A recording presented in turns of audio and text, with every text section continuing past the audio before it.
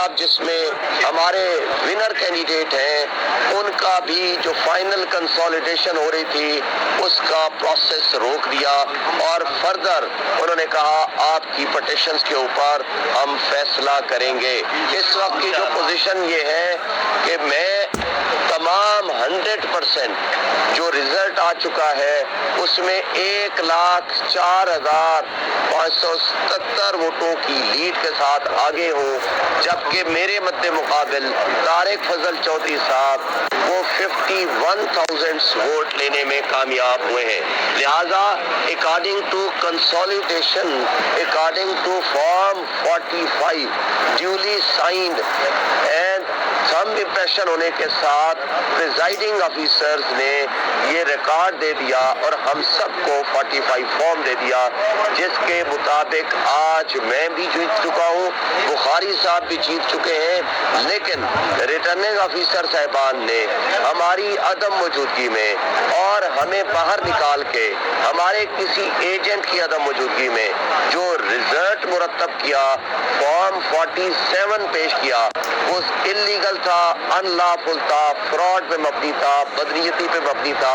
اس کی کانسٹیٹیوشن میں بھی کوئی لیگل حیثیت نہیں، آئین میں بھی کوئی قانونی حیثیت نہیں، اور الیکشن ایکٹ اور الیکشن رولز کے مطابق بھی انلیگل ان لافل ہے۔ اس کو ہم نے چیلنج کیا، الحمدللہ آج اس پروسیس کو فار دی ٹائم بینگ روک دیا ہے اگلے آرڈر تک۔ اب یہ جو بھی آرڈر آتا ہے ہم اس کو فردر پروسیڈ کریں گے۔ جی علی آپ کے اعوذ باللہ من الشیطان الرجیم، بسم اللہ الرحمن الرحیم، ایاک نعبد و ایاک نستعین۔ جی آج الحمدللہ جی جو الیکشن ہم 8 تاریخ کو کمپریہنسو وکٹری ہم نے کی تھی، آج جو اس کے اوپر شب خون مارا گیا اور میں کہوں گا ڈکیتی ماری گئی، آج اس بے نقاب ہوئی، آج وہ بے نقاب ہوئی اور اس کا پردے چاک ہونا شروع ہوئے۔ سب سے پہلے آج ہم نے جو پٹیشن اپنی کی تھی سی پی کے اندر، اس کے اندر ہم نے اپنے 261 ہمارے جو پولنگ اسٹیشن تھے، میں نے ہارڈ کاپی پیپر بکس بھی، یہ میں آپ کو بھی کاپی دوں گا، اس کے ساتھ ہم نے سافٹ کاپی بھی پرووائڈ کی، جو کہ ہمارے پولنگ ایجنٹس اور ریٹرننگ آفیسرز کے سائن اینڈ تھمب امپریس تھے، جس کے اوپر انگوٹھے بھی لگے ہوئے تھے اور انگوٹھے ثبت ہوئے ہوئے تھے، اور اس کے ساتھ اس کے اوپر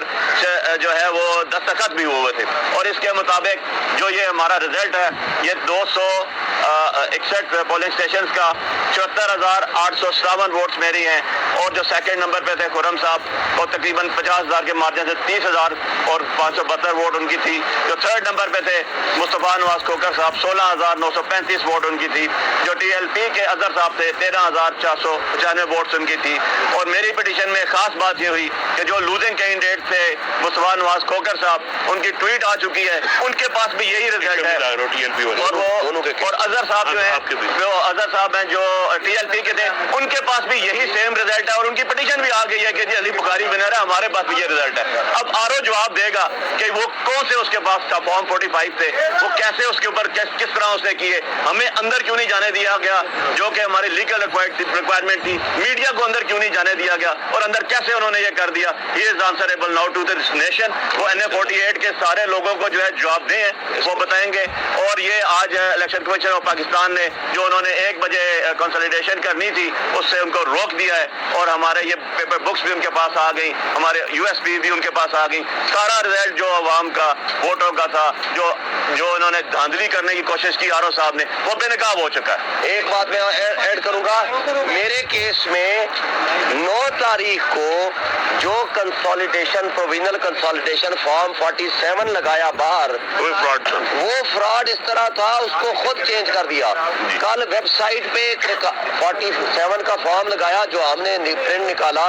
وہ ٹوٹل چینج ہے، ٹوٹل ووٹس بھی چینج ہے، میرے ووٹ تمام 34 ہمارے کینڈیڈیٹ تھے سوائے ایک کے 20 نمبر کے علاوہ، تمام کے تمام ووٹس چینج ہے۔ پھر آپس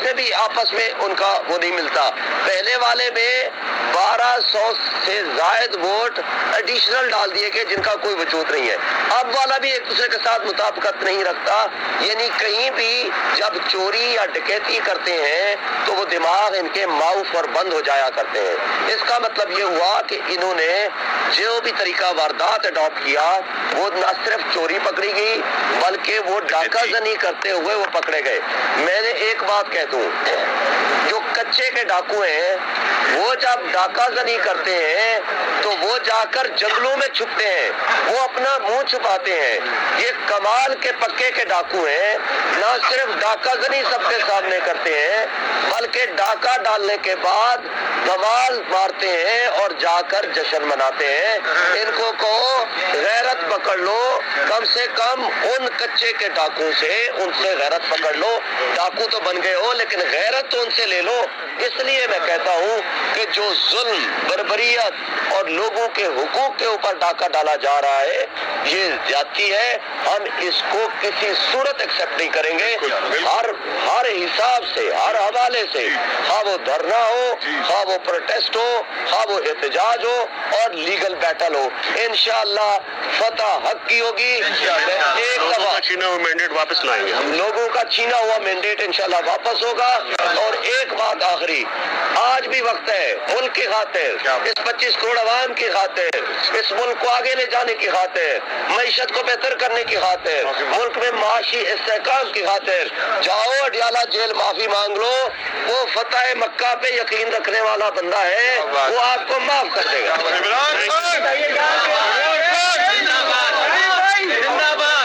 سیٹوں کے اوپر یہ نوٹیفکیشن روکا گیا، یہ صرف 2 سیٹوں کے اسلام آباد میں آپ لوگ کلیم کرتے ہیں کہ تینوں سیٹیں جو ہے بالکل تیسری کی پٹیشن ابھی ٹیک اپ نہیں ہوئی لیکن وہ بھی آ جائے گی، میرا خیال ہے اس 10 منٹ بعد آپ کو بھی سیم انشاءاللہ وہی آرڈر اس کیس میں بھی ہو ایک ہی جائے کیس گا، ہے وہ۔ چونکہ ہمارا کیس بالکل ایک طرح کا ہے اور اس وقت سچویشن یہ ہے کہ تینوں سیٹیں ہماری